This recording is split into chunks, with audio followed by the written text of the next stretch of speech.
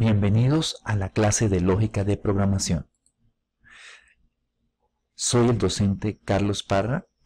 El tema que vamos a tratar hoy se llama ciclos repetitivos.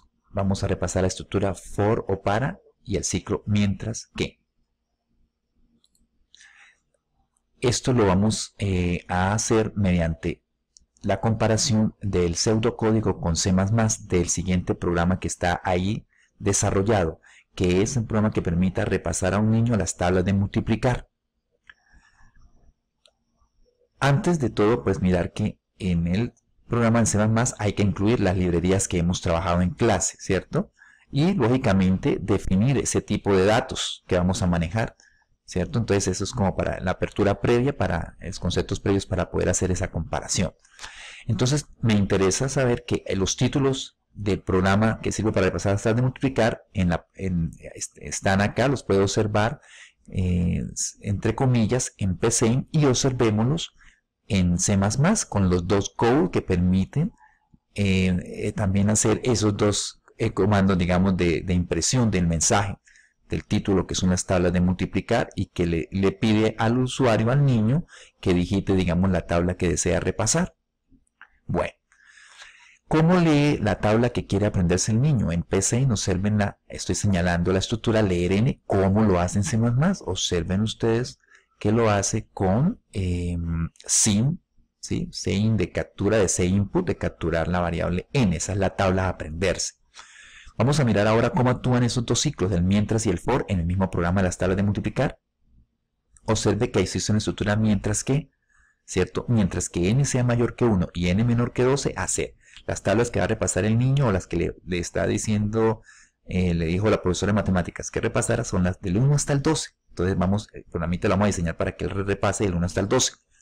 Observe acá en C++ cómo lo haríamos. N mayor o igual que 1 y n menor o igual que 12. El y o and, esa compuerta and se reemplaza en C++ por estos dos ampersand. Si fuera o or, se reemplazaría con dos barritas verticales. El for que va a permitir imprimir la tabla, ¿cierto? Hacer ese ciclo, ese for va a hacer lo que está moviendo el cursor, va a ser el ciclo, va a ir desde 1 hasta 12 repasando la tabla. Por ejemplo, si la tabla fuera del 3, entonces va a ser 3 por 1, 3, 3 por 2, 6, 3 por 3, 9, hasta 3 por 12, 36. ¿Sí? La va a imprimir en ese ciclo, hace escribir cada saltico de ese for, lo va a imprimir en escribir. Igualmente, en C++, observen acá la estructura, la hace muy similarmente. Es decir, arranca con un n que fuera 3, el for le va a dar el i, 3 por 1, 3, imprime 3 por 1, 3, digo 3 por 2, 6, imprime, baja, imprime, 3 por 3, hasta 3 por 12. El for iría hasta el 12, obligaría a salir y seguir el siguiente paso, ¿cierto? En este sentido.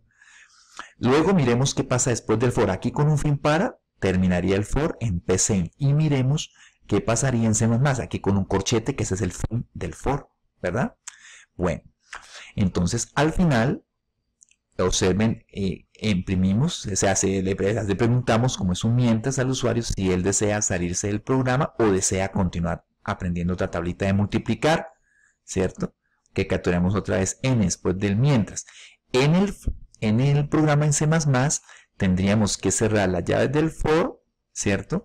Y antes de cerrar el ciclo mientras, ¿cierto? Antes de cerrar el ciclo, le diríamos al usuario si él desea, después de cerrar el ciclo for, perdón, después de cerrar el ciclo for le preguntaremos al usuario si él desea repasar otra tabla o si él quiere salirse del programa. Deberíamos otra vez volver a capturar sin n. Y faltaría en la parte que no alcanzó, ahí se cortó por la linecita, cerrar el corcheto final, que sería el fin correspondiente al fin del proceso.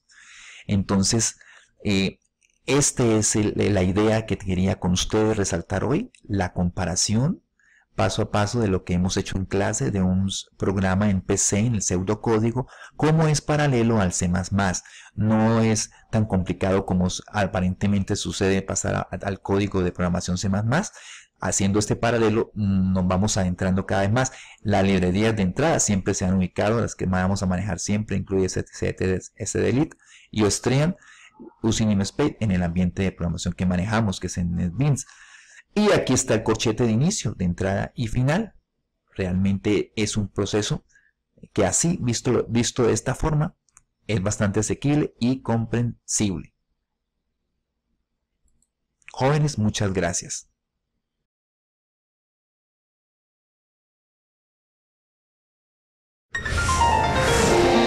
Universidad Santo Tomás, institución sujeta a inspección y vigilancia por el Ministerio de Educación Nacional.